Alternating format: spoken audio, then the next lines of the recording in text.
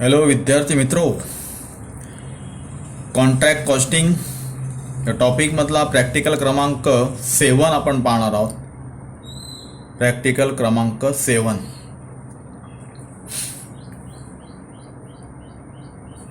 The following details are available from the books of account for the year ended 31st March 2018 of a contractor with respect of contract number 119 he has undertaken for a manufacturing organization.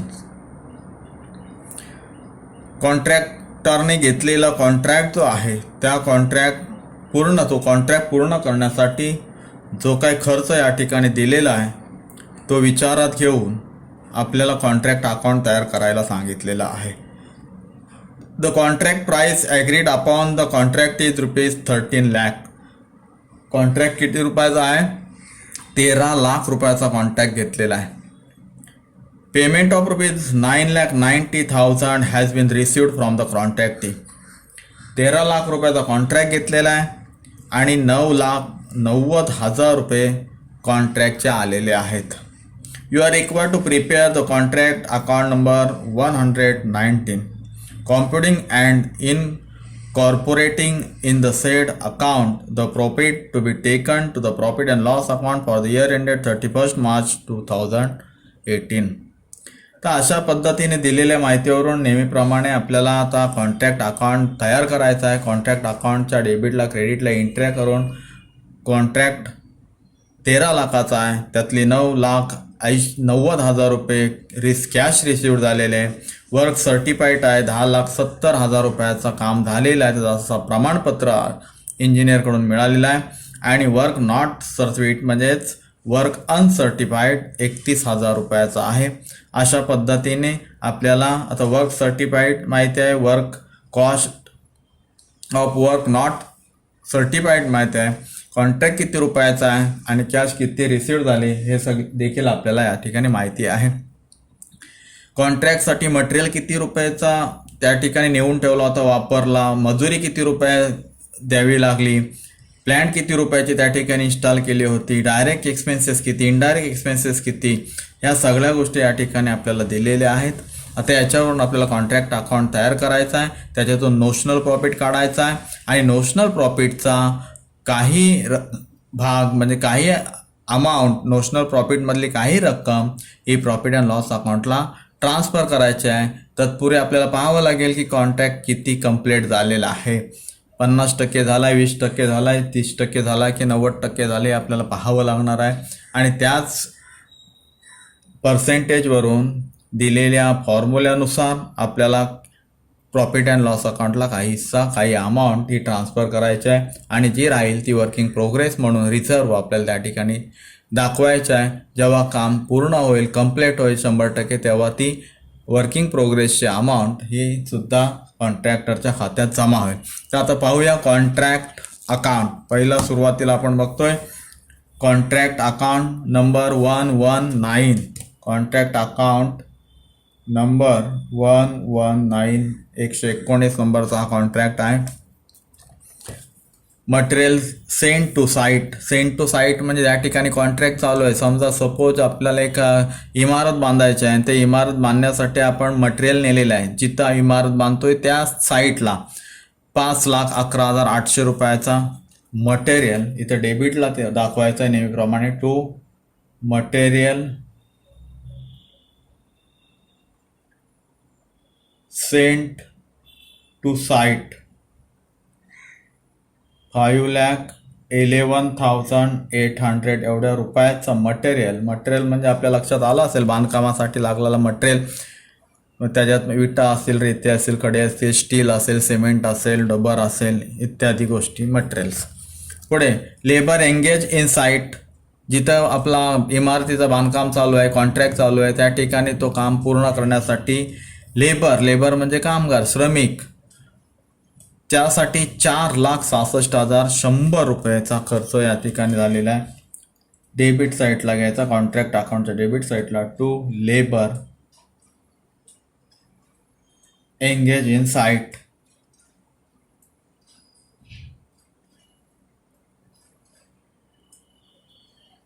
4,66,100 एवढ्या रुपयाची मजुरी त्या ठिकाणी द्यावी लागलेली आहे.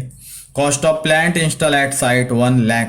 आता plant त्या ठिकाणी संयंत्र जे काय बसवले असतील, स्टील कटिंगचा वगैरे, मिक्सर वगैरे का असेल, तर तो या ठिकाणी डेबिटला दाखवायचा आहे. To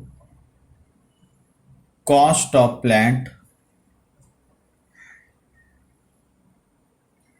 install at site 1,00,000. 1,00,000 रुपयाची ही प्लॅन्ट या ठिकाणी काम चालू आहे त्या कॉन्ट्रॅक्टच्या साईटवरती नेऊन ठेवलेले आहे.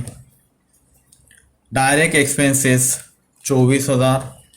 प्रत्यक्ष खर्च जो आहे direct expenses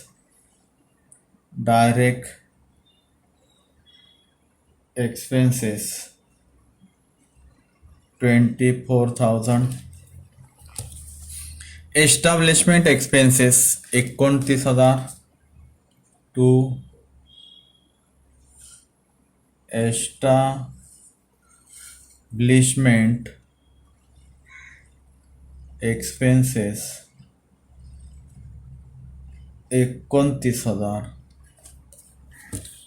material return to store. आता एवढा मटेरियल आपण साईटवर नेऊन ठेवला होता, कॉन्ट्रॅक्टच्या ठिकाणी नेऊन ठेवला होता 5,11,800, आणि त्यातला मटेरियल रिटर्न टू स्टोर पुन्हा मटेरियल आपल्या स्टोर कॉन्ट्रॅक्टदाराच्या स्टोअरमध्ये गोडाऊनमध्ये आलेला किती 2,120 रुपयाचा शिल्लक राहिलेला मटेरियल पुन्हा स्टोअरमध्ये आला. तो आता क्रेडिट साईटला दाखवायचा, कॉन्ट्रॅक्ट अकाउंटच्या क्रेडिट साईटला by material return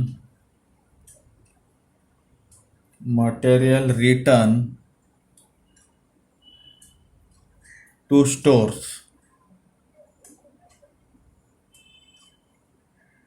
return to stores 2,120 रुपयाचा मटेरियल स्टोअरमध्ये आला शिल्लक राहिलेला. सिमेंट असेल, रेती असेल, स्टील असेल, जो का असेल तो मटेरियल. त्याच्यानंतर वर्क सर्टिफाईड 10,70,000. वर्क सर्टिफाईड काम किती झालेलं आहे, किती रुपयाचं काम झालेलं आहे, बाय वर्क सर्टिफाईड 10,70,000. 10,70,000 रुपयाचं काम पूर्ण झालेलं, आपलं बांधकाम पूर्ण झालेलं आहे, तसं प्रमाणपत्र इंजिनियरकडून सुद्धा आपल्याला मिळालेलं आहे. त्याच्यानंतर cost of work not certified 31,000. म्हणजेच काम पूर्ण झालेलं आहे पण ते सर्टिफाईड केलेलं नाही, म्हणजे त्याचं प्रमाणपत्र नाही, म्हणजेच वर्क अनसर्टिफाईड 31,000 कॉन्ट्रॅक्ट अकाउंटच्या क्रेडिटला बाय वर्क अनसर्टिफाईड 31,000. पुढे material in hand as on 31 March 2018. 31 March 2018ला वर्षाच्या शेवटी मटेरियल इन हँड म्हणजेच कॉन्ट्रॅक्टदाराच्या हातामध्ये 12,220 रुपयाचा मटेरियल शिल्लक आहे. आता तो या ठिकाणी बाय कॉन्ट्रॅक्ट अकाउंटच्या क्रेडिटला by material in hand 12,220. Next accrued wages as on 31st March 2018 11,160. accrued wages या ठिकाणी म्हणजे लेबर दाखवले 4,66,100. अजून accrued व्हायचे आहेत wages. accrued wages 11,160 11,160. accrued direct expenses 1,330 debit साईटला कॉन्ट्रॅक्ट अकाउंटच्या. टू accrued direct expenses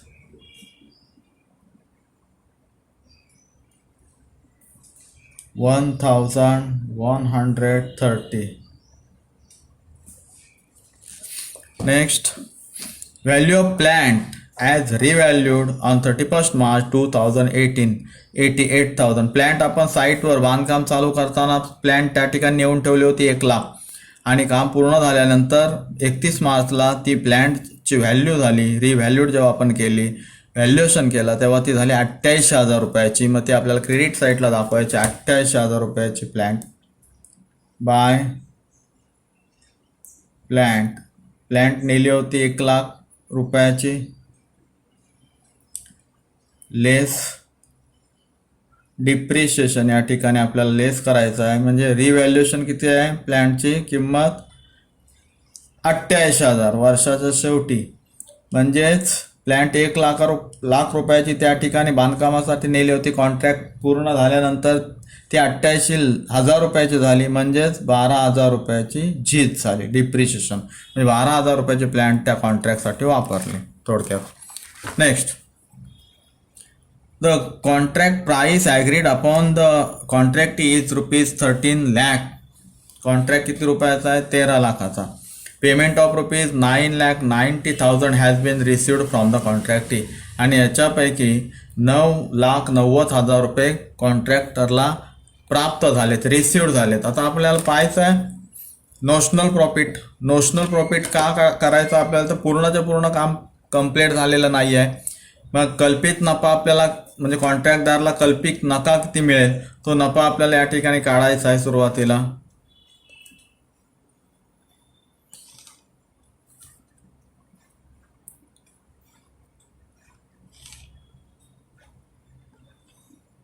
आता कल्पित नफा काढताना क्रेडिट साईडची टोटल करायची आहे, कॉन्ट्रॅक्ट अकाउंटच्या क्रेडिट साईडची टोटल करायची आहे.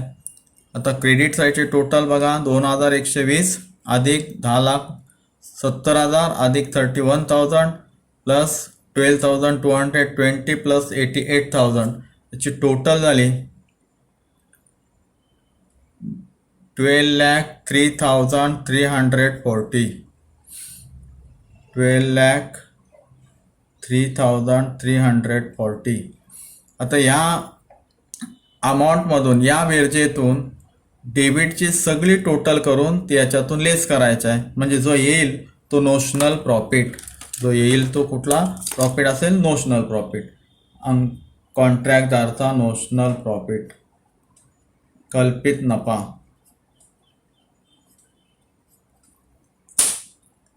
ती टोटल करायची आहे.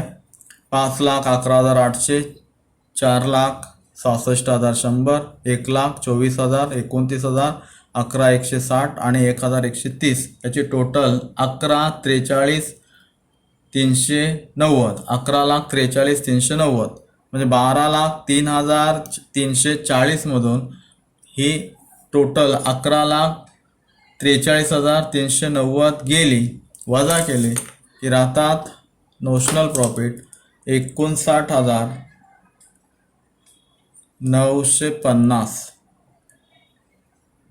ही झाली नोशनल प्रॉफिट, कल्पित नफा, कॉन्ट्रॅक्टदारचा कल्पित नफा. आता हा सगळाचा सगळा नफा नोशनल प्रॉफिट हा प्रॉफिट अँड लॉस अकाउंटला ट्रान्सफर न करता, profit and loss account transfer केलं तर सगळाचा सगळा नफा कॉन्ट्रॅक्टदारला मिळेल.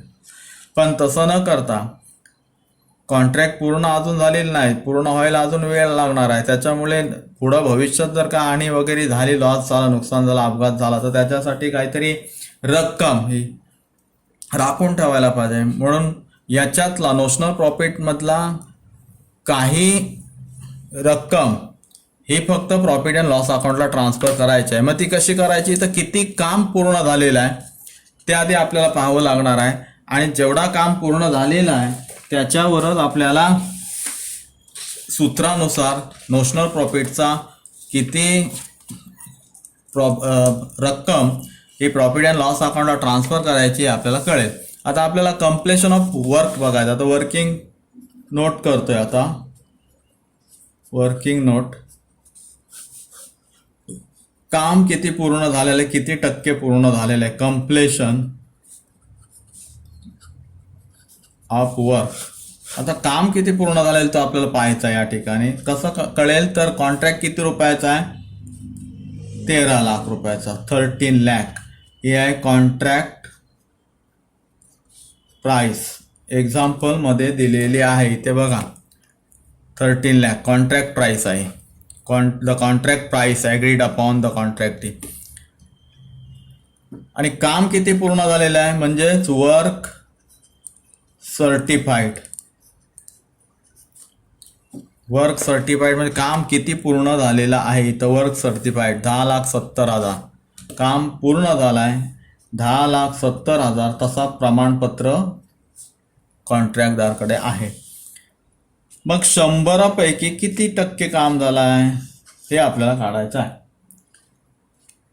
13 लाख रुपयाचा कॉन्ट्रॅक्ट, त्यापैकी काम पूर्ण झाल्याचं प्रमाणपत्र 10,70,000. मग 100 पैकी किती. मग या ठिकाणी करायचं आहे 10,70,000 गुणिले 100 भागिले कॉन्ट्रॅक्ट प्राइस 13 लाख बरोबर 42.30%. हा झाला work certified to contract account price. Contract price म्हणजे 42.30% काम हा पूर्ण झालेला आहे. आता हे कशासाठी आपण केलं तर आपल्याला एक सूत्र दिलेलं आहे बघा. काही रक्कम नोशनल प्रॉफिट मधली काही रक्कम आपल्याला प्रॉफिट अँड लॉस अकाउंटला ट्रान्सफर करायचे. त्याच्यासाठी आपण काम किती पूर्ण झालं हे बघितलं. 13 लाखाचं काम 10,30,000च काम केलंय आणि त्याचं प्रमाणपत्र आहे म्हणजे 82.30% काम पूर्ण झालेलं आहे. मग 82.30% जर काम पूर्ण झालेलं असेल, कम्प्लेशन ऑफ वर्क असेल, मग नोशनल प्रॉफिट मधली किती रक्कम किती amount he profit and loss अकाउंटला ट्रान्सफर करायची. तर त्यासाठी आपल्याला एक फॉर्म्युला दिला, सूत्र दिलेलं बघा. त्या सूत्रानुसार आपल्याला त्या ठिकाणी अमाऊंट काढावी लागेल. इथं दिलेलं आहे अप टू 25% नील, 25 ते 50, 50पेक्षा कमी, 1/3 इंटू नोशनल प्रॉफिट म्हणजे नोशनल प्रॉफिटचा 1/3 इंटू कॅश रिसिव्ड भागिले कॉस्ट वर्क सर्टिफाईड म्हणजे transfer to profit and loss account किती अमाऊंट प्रॉफिट अँड लॉस अकाउंटला ट्रान्सफर करायची ते ह्या आपल्याला फॉर्म्युल्यानुसारच करायचे आहे. आता आपलं काम किती कम्प्लिशन झालेलं आहे 82.30%. मग 82.30% कशात मोडतात 25 ते 50 मध्ये नाही, याच्यापेक्षा जास्त आहे. 50 ते 90 याच्यामध्ये मोडतायत 82.30. मग आता सूत्र जो आहे तो आपल्याला हा 3रा नंबरचा सूत्र या ठिकाणी वापरावं लागणार आहे. सूत्र आहे 2/3 into national profit into cash received divide by work certified. तर आपल्याला या ठिकाणी घ्यायचं आहे वर्किंग नोट नंबर 2. कशासाठी तर आपल्याला अमाऊंट जे आहे amount transfer to profit and loss अकाउंटला ट्रान्सफर करायचे. कशातली फ्रॉम नोशनल प्रॉफिट मधून अमाऊंट आपल्याला प्रॉफिट अँड लॉस अकाउंटला ट्रान्सफर करायचे. काम किती झालेलं आहे आपला 82.30%. 82.30% कशात येतात 50 ते 90 ह्यामध्ये येतात. आणि ह्यामध्ये येत असल्या कारणाने आपल्याला सूत्र कुठला वापरायचा आहे 2 नंबरचा सूत्र जो आहे फॉर्म्युला जो आहे 2/3 2 नंबरचं सूत्र आहे 2/3 into notional profit into cash received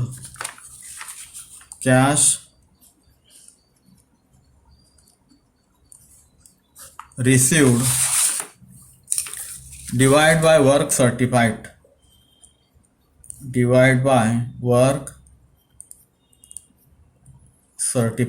ह्या फॉर्म्युल्यानुसार आपल्याला कळेल की किती अमाऊंट नोशनल प्रॉफिट मधली किती अमाऊंट ही आपल्याला प्रॉफिट अँड लॉस अकाउंटला ट्रान्सफर करायची आहे.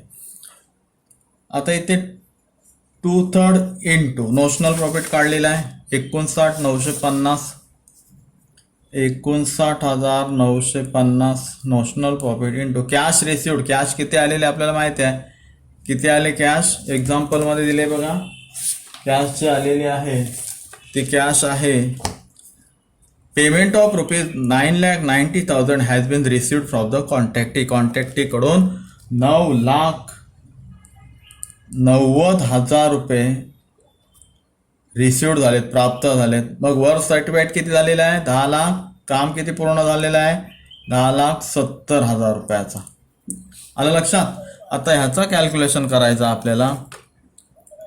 2/3 into 59,950 into 9,90,000 divide by 10,70,000 is equal to rupees 36,978. एवढी अमाऊंट आपल्याला प्रॉफिट अँड लॉस अकाउंटला ट्रान्सफर करायची आहे. ही जी अमाऊंट आहे ही amount transfer to profit and loss account. आता इथे बघायचं आपल्याला कॉन्ट्रॅक्ट अकाउंटमध्ये टू नोशनल प्रॉफिट कॉन्ट्रॅक्टच्या क्रेडिट साईडला एंट्री करून घ्या. Notional by notional profit 59,950. त्याच्यातला 2/3 म्हणजेच दिलेल्या फॉर्म्युल्यानुसार जी काय अमाऊंट येईल ती प्रॉफिट और लॉस अकाउंट जो आहे त्याला ट्रान्सफर करायचं आहे. आता काढली आपण, किती काढलेली आहे? 36,978.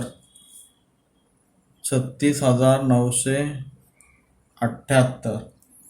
मित्रांनो, कॉन्ट्रॅक्टवर या 13 लाखाच्या कॉन्ट्रॅक्टवरती कॉन्ट्रॅक्टदारला एवढा नफा होणार आहे, कल्पित नफा आहे, नोशनल प्रॉफिट आहे. पण हा सगळ्याच्या सगळा त्याला प्रॉफिट अँड लॉस अकाउंटला ट्रान्सफर करून त्याच्या खात्यात जमा करायचं नाही आहे. तर त्याच्यातला दिलेल्या नियमानुसार, सूत्रानुसार, फॉर्म्युल्यानुसार प्रॉफिट अँड लॉस अकाउंटला एवढीच अमाऊंट प्रॉफिट अँड लॉस अकाउंटला ट्रान्सफर करायची आहे. आणि जी काय उरेल ती रिझर्व म्हणून ठेवायची, वर्किंग प्रोग्रेस दाखवायची आहे. आणि काम कंप्लीट झाल्यानंतरच ती कॉन्ट्रॅक्टरला प्रॉफिट अँड लॉस अकाउंटला ट्रान्सफर करायचे. आता इथे क्लोज करतोय. 59,950 59,950 या ठिकाणी टू वर्किंग प्रोग्रेस